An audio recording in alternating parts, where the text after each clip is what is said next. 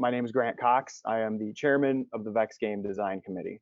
I have had the pleasure of presenting at a couple of these summits over the years. This is always one of my favorite parts of the year for sure. And I do wish that we were in person, doing the summit thing. I always love meeting everybody and getting a lot of really good feedback, and hearing about the different things that y'all do in your events.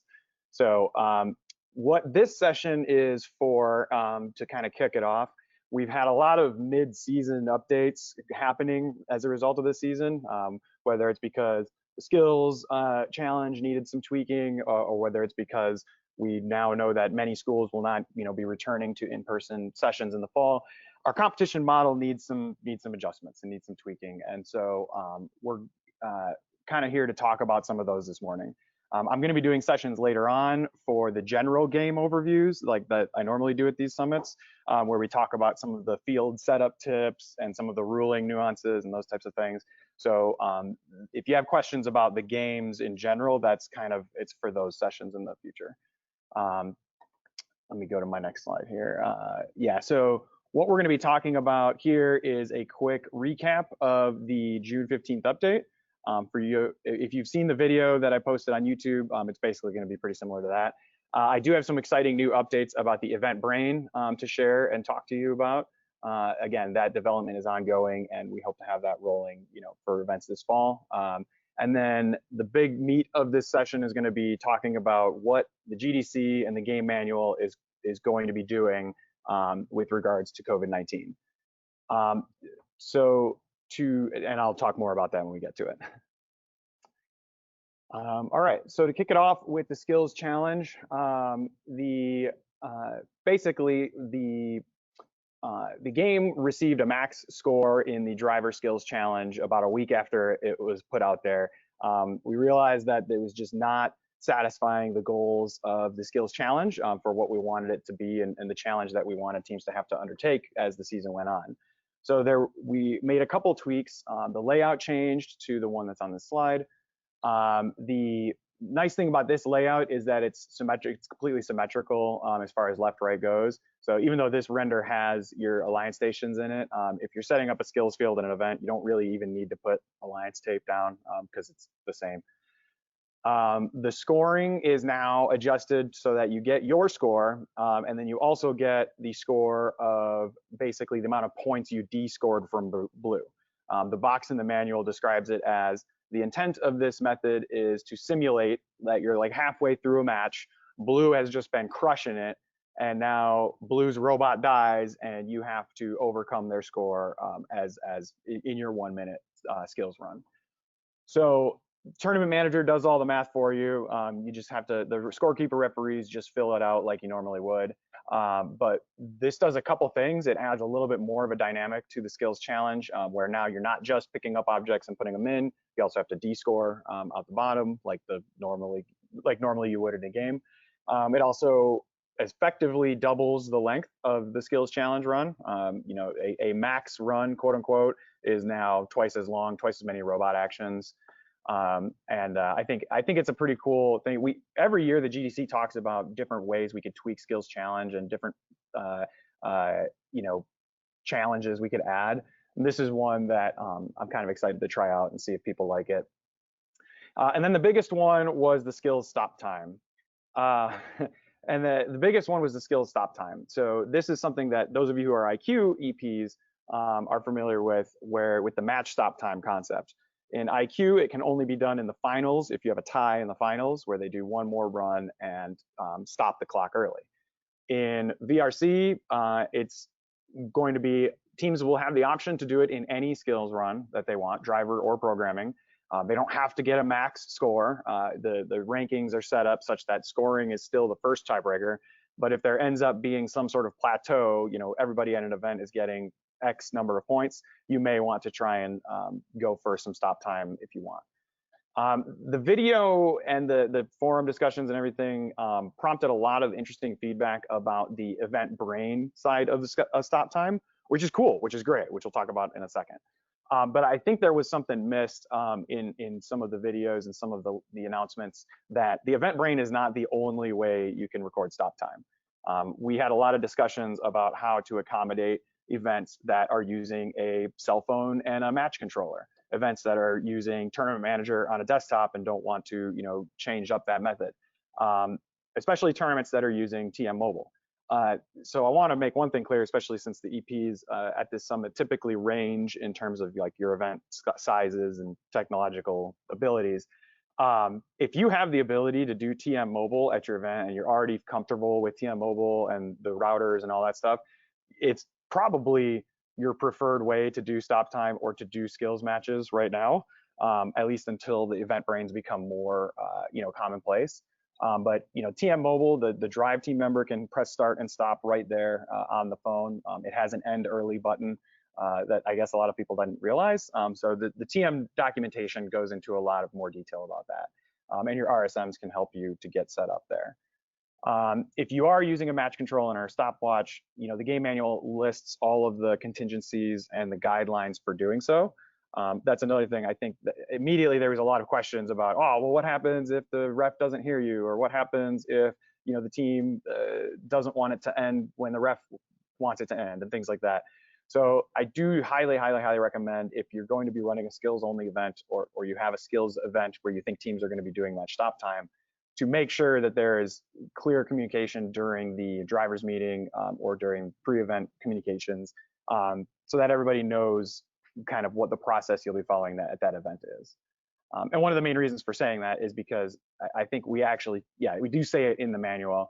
The method that you use at a given event is going to be at the EP's discretion, and it needs to be consistent across the event. So when if you have an event that is using TM Mobile as your stop time, device, you can't have one team walk up and then use an event brain for their run. It needs to be consistent across all the teams. So definitely recommend making that clear in your pre-event meetings and communications. There's a couple of questions coming in about this. Let me touch on these real quick. I don't want to dive too much into questions early, so we'll definitely do more questions at the end. But will the VRC Hub app do skills scoring for teams who are practicing or want to validate the score presented after they run skills at an event? I believe we added it to Hub. I know that was discussed. Maybe one of my panelists can feed me the answer on that. I know that was discussed as to how to show it in Hub. So I'll get you the answer on that. Please define stop time further. Oh, my apologies. I dove right into the weeds without giving the background. So the way that we wanted to accommodate the possibility that a game would have a plateau of scores, whether that's a max score or the most feasible scores. That happens a lot in IQ, where there's kind of like a standard plateau that a lot of teams can get to. And so in addition to recording your score for a skills challenge run, you will now also be recording the time at which you stop your match. For the vast majority of teams, for 90% of skills runs, probably 95% of skills runs, they're not going to worry about skills stop time. They're just going to be running 60 seconds, and that's fine.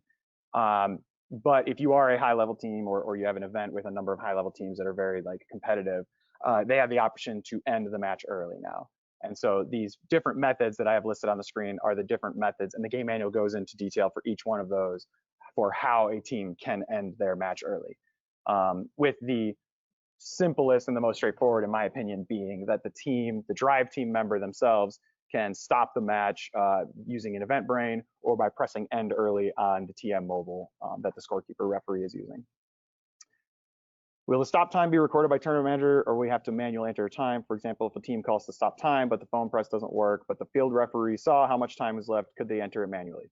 Yes, so it's going to work the same way as it does in IQ, where stop time is it's a field that you enter in the scoring interface, just like you would enter in the number of objects scored, or what have you. It actually does not pull from the phone or from the end early, because we know that there are some events running with stopwatches and match controllers.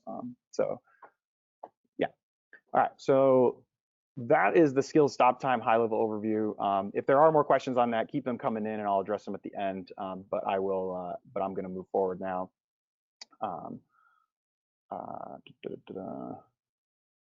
on. All right, there we go.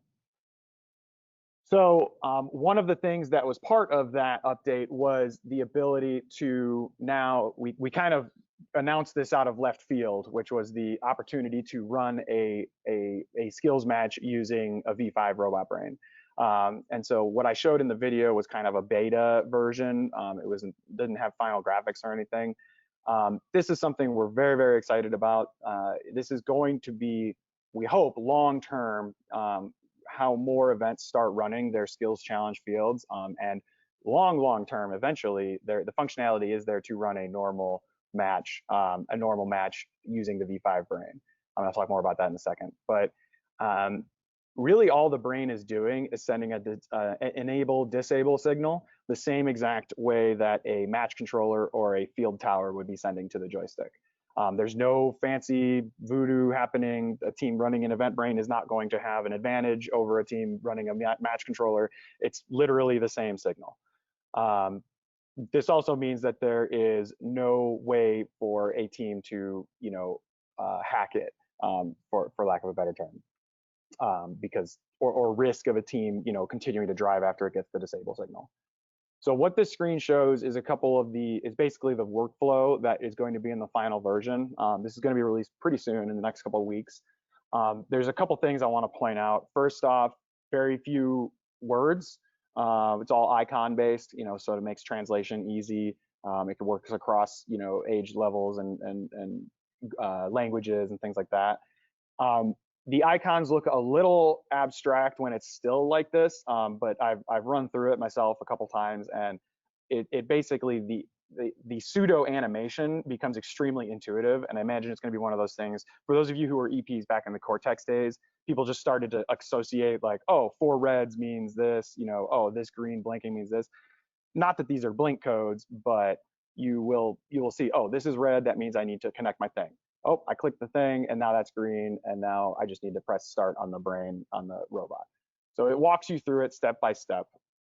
Another thing worth noting is that when you're running this official program, it does take up the full screen. You don't have the bar at the top that would denote a user program. So this is one way that EPs or refs will know that, to double check and ensure that the teams aren't running some hacked version.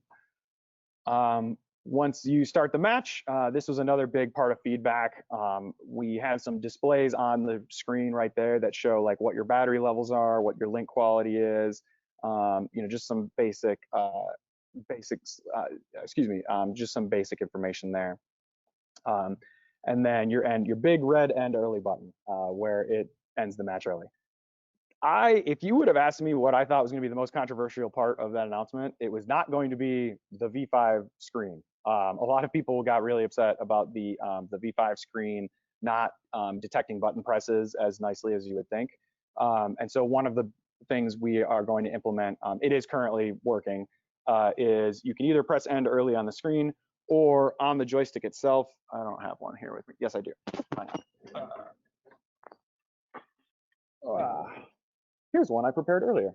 On the joystick itself, you can just press the power button, and it'll disable the robot and end the skills run, show you the time on your screen and on the brain screen. It's all very nice. It's very, very seamless, so you don't have to touch the screen. This also helps with, sanitization concerns. Now you're handling your own controller instead of the community event brain. So that's another big feature there. So super excited about the event brain. It's kind of going to be like Raspberry Pis, where at first you're probably only to see it at high level events or at Worlds or what have you, because it's kind of new and it's kind of I'm not sure how this new thing works. But in time, once people start using them, I think that people are really going to see the advantages, and it's going to be a really big benefit. So I really hope that some of the EPs attending this session will get excited about it and try to roll this out at your events. And I've got hang on, I got a couple questions. To stop time, round down to an even value like IQ. So the manual details exactly how the rounding works. It's not going to be an even value. It is going to be a 1 second increment. The ways for rounding are different depending on if you're using a stopwatch versus an event brain versus I think those are the only 2 options. just to accommodate the like counting up versus counting down thing. So check the manual for sure. And then will video be required to back up crazy good stop time manages? I'm worried about honesty not being consistent with some on match controllers, etc., with others using the brain. Yeah, so this is the big question. So there is an element of honesty and an element of good faith judgment in all things VEX competition. That's part of our distributed event partner regional support manager G1 model. A team could just as easily come in with extra motors on their drivetrain and be driving faster, and have a dishonest referee or a dishonest EP that lets that go by. I think that would be more likely or easier. So we will still be relying on our existing models of certified referees and event partners, certified event partners don't have certifications yet, but approved event partners to enforce these things.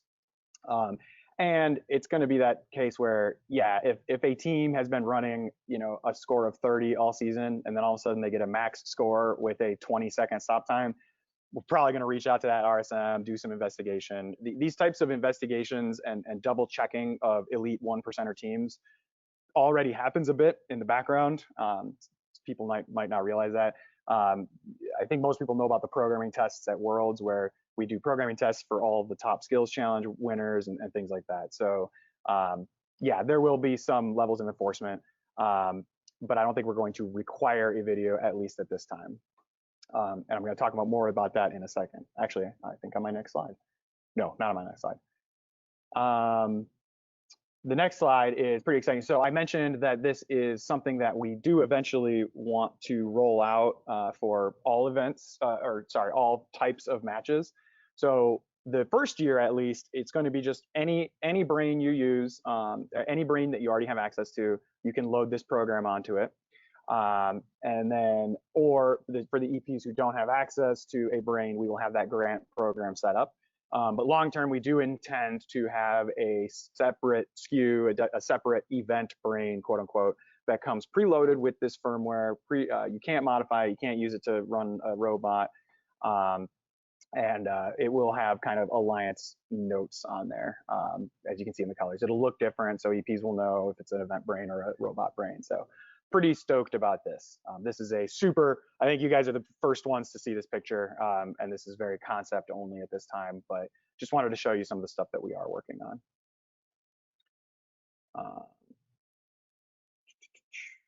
on. One of my panelists, I don't think Levi is in the REC channel. Can you copy the question that Ruben just asked over to Levi and respond in the REC channel? Thanks.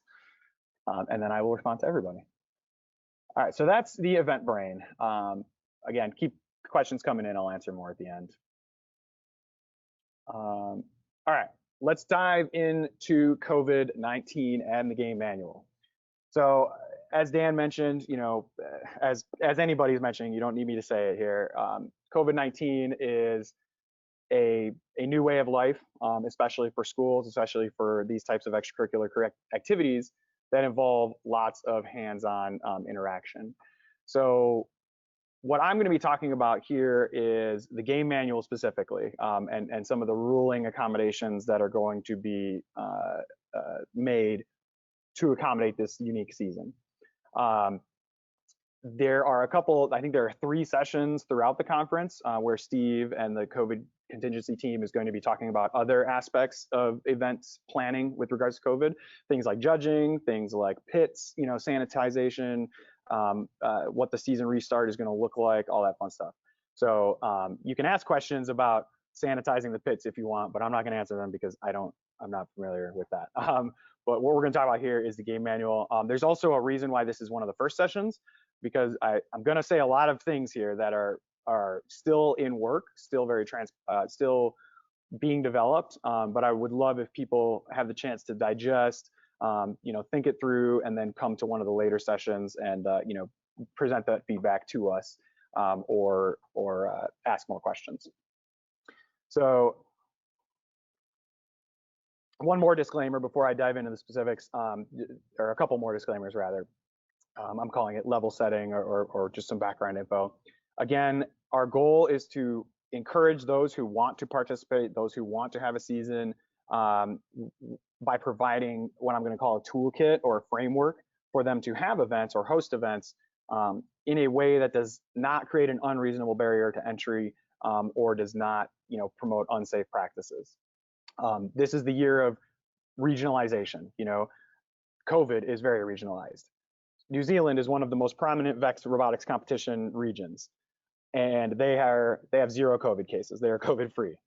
California is also one of the most prominent VEX robotics competition locations, and they are no longer allowing more than 3 people within 50 feet of each other, or things like that. I mean, it's so we've discussed with the GDC and with the RECF that we can't do one size fits all for these types of accommodations. It's going to have to be regionalized to an extent, and I'll talk more about that in the next slide. The next bullet point there: cheating is still cheating. G1 is still G1. A lot of these accommodations, they might be loopholeable. I'm going to talk about video skills runs. You could green screen a video skills run if you really wanted to.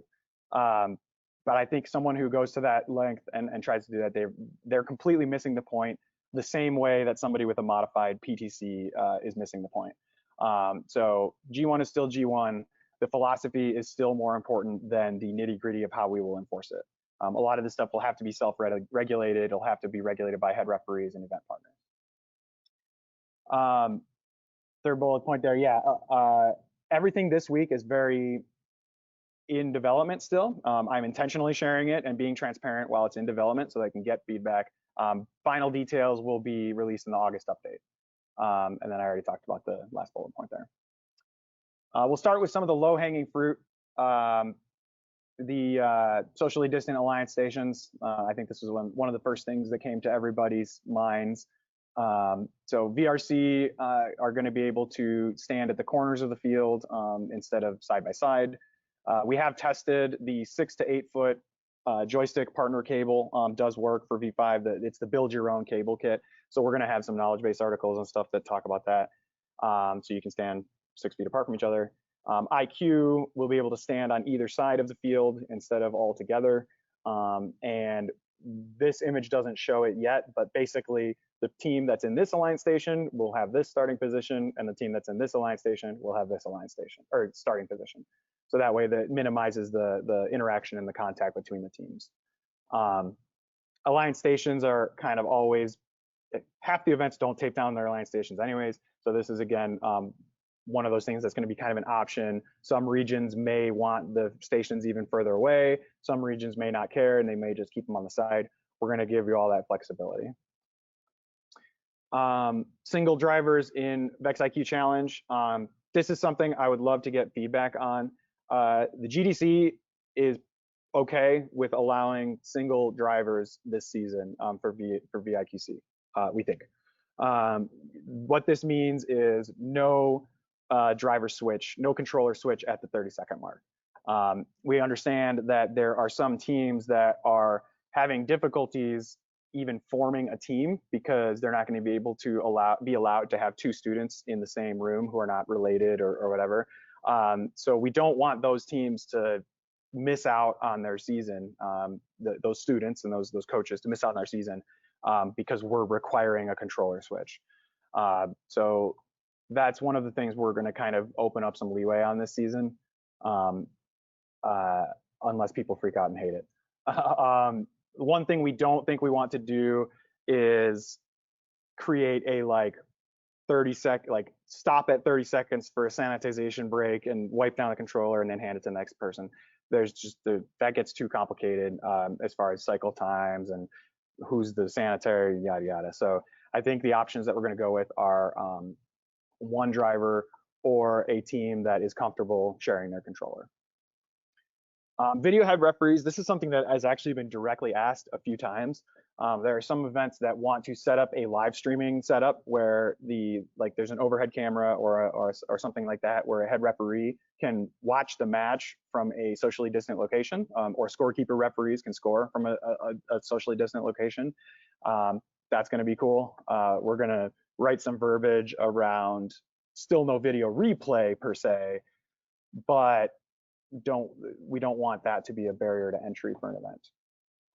And then non-traditional in-person events.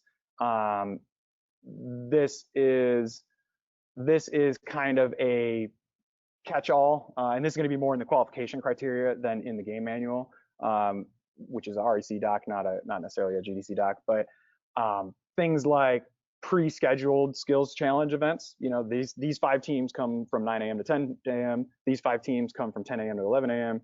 So on and so forth. Things like advanced scheduling for league nights, you know, where the leagues are set up into like divisions or cohorts, if you will, to prevent cross-contamination. Those will all be fine. So again, the qualification criteria already goes into some of these details. So your RSM is going to be your best resource for figuring out the type of event that fits your needs. So the biggest bullet point that I skipped over is accommodation requests. So these were some of the low-hanging fruit that I wanted to kind of whet the appetite and get your head going in the direction that we're going. You're going to have a million questions. Hey, my event, you know, requires plexiglass in the driver stations. Hey, my building can only allow up to 5 people in it at a time. Can we do 1 run this day and 1 run this day? Hey, my students all need to wear face shields, you know, and then they can't see through their safety glasses. I don't even know yet what there will be. So we're going to set up a process, a mechanism by which you can submit a COVID accommodation request or an event accommodation request to your RSM. Your RSM will review, you know, in the context of your region, and then we'll have an internal escalation and discussion structure as well. But the idea here is that we're not going to publish a COVID appendix that lists all of the accommodations that have been made for all of the events throughout the world, because not everything applies to everyone.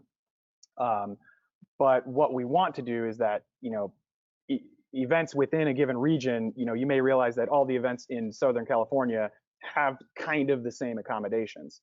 So that is, you know, an accommodation that RSM may be familiar with and can share with those event partners. So that is going to be the biggest mechanism that we have for handling these case-by-case, regionalized, flexible situations. All right, what's my time? I got 15 minutes. Do I go till noon? Somebody help me out. I think I go till noon. All right. What about virtual events? So the primary option for virtual events, after some conversation, is going. Oh, sorry. The primary option for virtual events is going to be virtual skills challenge only events. China is going to be the first to pilot this. They're actually, I think they already have an event set up for a couple weeks from now. But basically, it's a Zoom conference skills challenge event. You know, a event partner will set up a video conferencing platform of their choice. I'm sure all of the educators in the world are piloting, you know, Skype, Zoom, Google Classroom, GoToWebinar, what have you right now. It'll be set up as a standard event, you know, with your agenda, you know, team registrations, all the same qualification criteria requirements as far as, you know, teams from the same region or early bird and things like that. Event partner or head referee will, you know, essentially host the video call. Teams will come sign up for a time, or the event partner will create a schedule, and they will do their run via live video. There will be some basic rules around how the video needs to be structured. Things like the drive team, the field, everything needs to be on camera, 1 take, no cuts, and then some form of pre and post match interaction or conversation or inspection between the head ref or the event partner and the team to ensure that it's not a pre-recorded video. So the idea, I mean, it sounds crazy. It sounds, oh my God, you mean I got to sit in front of a computer and stare at stuff all day? That was a lot of art. That was my initial reaction. It was like, we can't do this. But then you start thinking about the fact that, you know, you as event partners continue to blow my mind with the amount of time and energy and effort that you are able to coordinate for these local events. This isn't even a full day, probably. It's a couple hours, you know, for 16 teams, where you get to watch runs, score them, and then release the winners. So this will be a very exciting new generation of robotics competitions, I think. I think we have a unique opportunity with the VEX structure and some of the models that we have already in place, like the event partner model, like the skills challenge model, to really try this out and go for it at a regionalized model, regionalized level. We are not going to, we being the RECF in this case, the RECF is not going to require or mandate or provide a video platform for this. If anybody works at Zoom and wants to get a sponsorship, that'd be great. But I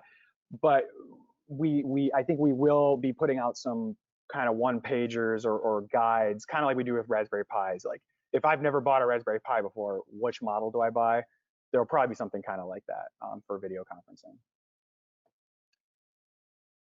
The secondary option will be a pre-recorded virtual skills challenge event, which is essentially the same thing, except for a rural area or an area with poor internet connectivity, or an area without an event partner who has the capacity to host a live event, or any of those other situations where a live one doesn't count or isn't feasible. This case, you do need to get an accommodation request from your RSM, who will talk through some of the nuances of doing a recorded one. And it'll have all the same video rules. You have to have a clock in the camera, one take, et cetera, et cetera. The way that we envision the recorded event working is there'll be like an event day. So maybe it's 4 p.m. to midnight on a Friday, or maybe it's 10 a.m. to 5 p.m. on a Saturday, or whatever. At the beginning of this day, the event partner will send out randomly generated codes to all of the teams in their event, either by some mechanism that we're going to build into Tournament Manager, Robot Events, or randomnumbergenerator.com. And then the teams will include that code somewhere in their video. So they'll write it on a whiteboard or read it out to the camera, some way that basically validates that the video was probably recorded during this day. And then they upload it to their video platform of choice and submit the link to the event partner by some mechanism that's going to be very, very similar to like the online challenges. It's pretty much standard practice in the online challenges that teams upload their video to YouTube or Youku in China, and then submit that link for review. And then the event partner or their head referee that they designate goes through, scores, adds them up, and that's your event. Again, the recorded event is very much the fallback option. It's the alternate option. You do need an accommodation request. We would like most events to be live, but we do understand that that's not always the case. So that's all the stuff I have prepared. I have a million questions here. Let's dive in. We'll start with the event brain ones. Is the controller attached to the event brain through a smart cable? Yes, it's the same smart cable that you use to like pair the controller or to link two controllers together, what have you. For the event brain, can you use any port? Thinking of using brains that have some blown ports. Yes, you can use any port. Spoiler alert, some of the event brains that we might send you for free might have blown ports. How will the end time be sent from the V5 brain into TM? This is what I covered this earlier. It's a field that you enter in. So same way as you would enter like 3 red goals filled, you would enter 30 seconds as the time. Will you clarify with skills matches who stops the timer, the referee or the team member? So the game manual is very explicit in this verbiage. The drive team member has the option to end it if they would like.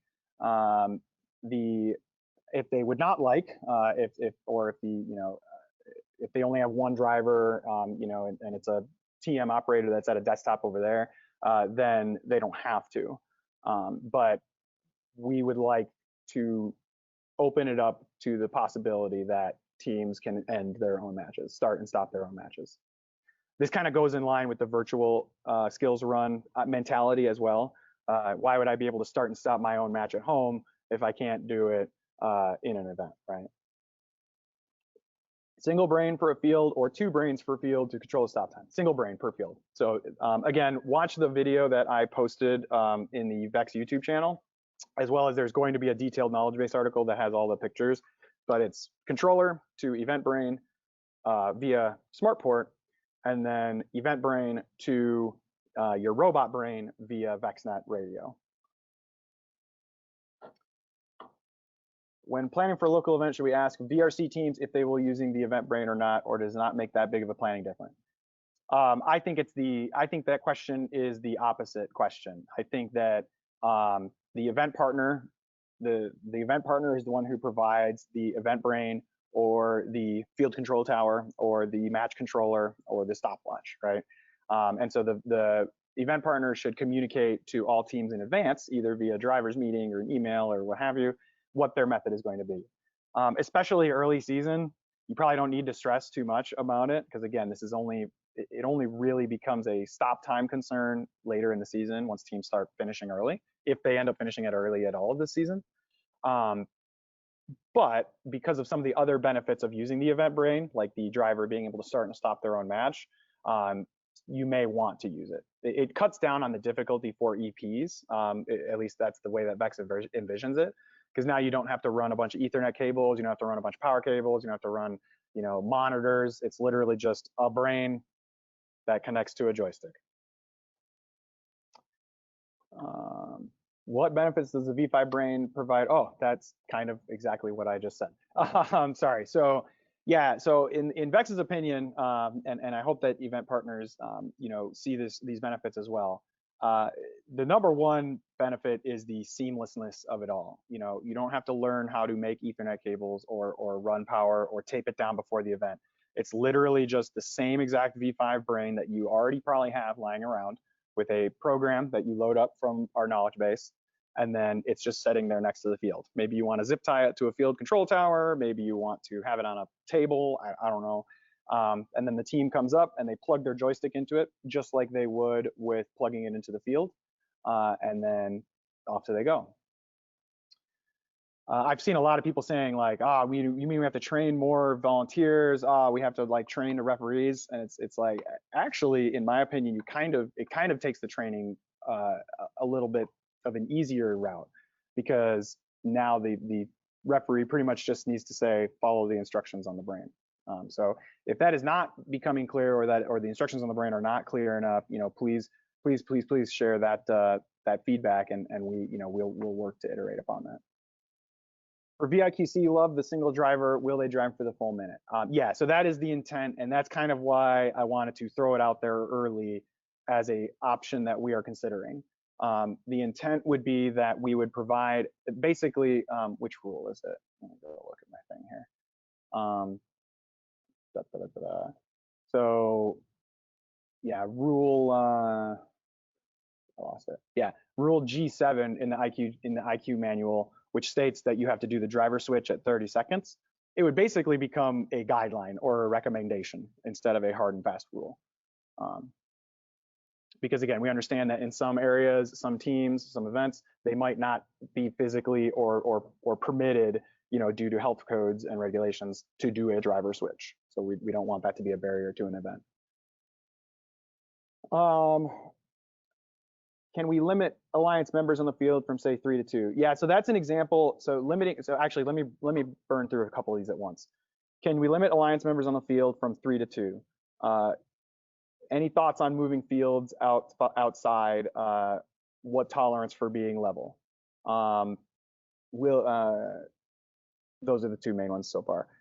These are the types of things that I know are going to come up, and these are the types of things that would require accommodation requests. That's why we're going to set up that mechanism, because I think that if we restricted all events to two people by the field, you know, there are the Texas schools and the New Zealand schools and, you know, so forth that would say, this is why do we have to abide by this, you know? And then there are going to be the events that say, well, 2 people isn't enough. We need to allow 1 person per field. And it really just depends on the health regulations in your given event region. So that's why we're going to set up the accommodation model, which is regionalized. And some people, you know, are concerned about the possibility for, you know, one region playing the game differently than another region. And that's where I go back to the thing that I mentioned at the very first couple slides of this section, which is, yep, that's true. This is a unique situation. It's a unique season. And we would rather give more teams the opportunity to play in environments that work for their region than try to over legislate a lot of this stuff and create false barriers to entry for teams. And the other thing too about regionalization is that teams already aren't, like a team in Michigan is already not competing against a team from Germany for a VEX World spot, right? Team from Michigan is competing against teams from Michigan for VEX World spots. So as long as the accommodations within a given region are appropriate, we are comfortable with it. And again, this is a very unique opportunity. Not every robotics competition has the capacity to do something like this. So I'm very excited about seeing what comes of this. Okay. Speaking of Raspberry Pis, we'll be able to get directions for the Pi hats to allow. I'm not answering that question. I'm not answering that question because it's kind of outside the scope of this meeting. I would speak with your RSM about that question. Can we limit virtual events to our event region? Yeah, I forgot to include that in the slide. So there's a lot of conversation about how regionalized virtual events will be, if it will be limited to event region or not. I think what we're going with, and again, this is all in development still, but I believe what we're going to go with is that a recorded virtual event will be limited to your event region, and then a live virtual event will have the same cross-region rules as a normal skills challenge event would have. Wouldn't single driver teams have serious advantages, such as time saved from not trading remotes? Yes. So again, that's one of the reasons why I wanted to share a lot of this stuff in advance, and I know Steve is going to talk about this a lot more during his sessions. But we understand that there are some of this stuff might create a competition that looks a little bit different than it has in the past. The world looks a little bit different than it has in the past, and you know, we're going to try to do what we can to still meet the goals and the missions of the VEX competition structure and the REC Foundation, while still accommodating these health regulations and guidelines that individual teams may have to deal with. Will the event brain eventually replace the field control system? Maybe, possibly, probably, at some point. Too early to say. It's kind of like PIC and crystals and cortexes. Like nothing ever really fully replaces things in the VEX ecosystem. There's always some event somewhere using the old one. Excluding the VIQC one driver rule, could these rules remain for future seasons? That's a good question.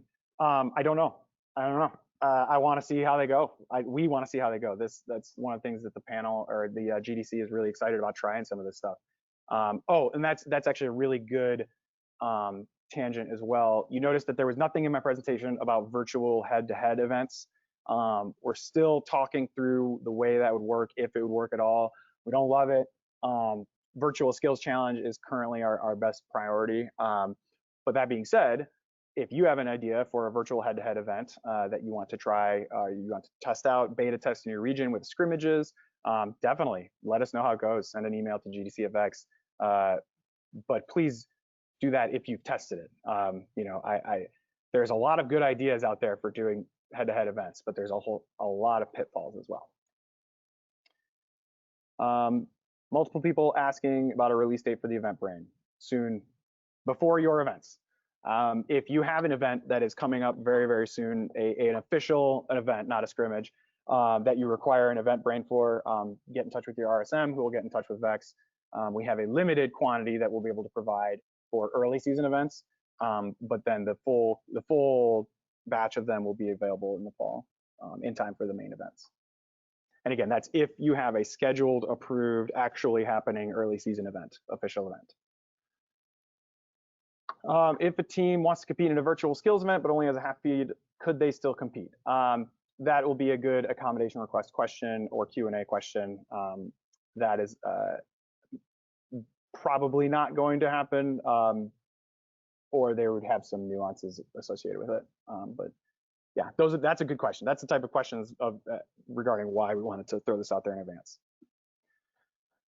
All right, I believe I am at my time. I know there's probably more questions out there, but and if anybody on my panel wants to, seed anything here for me to say, but I think we covered a lot here. I know there's a lot to digest. Definitely swing by my sessions later today for game specific questions, and I hope you have fun rest of the summit.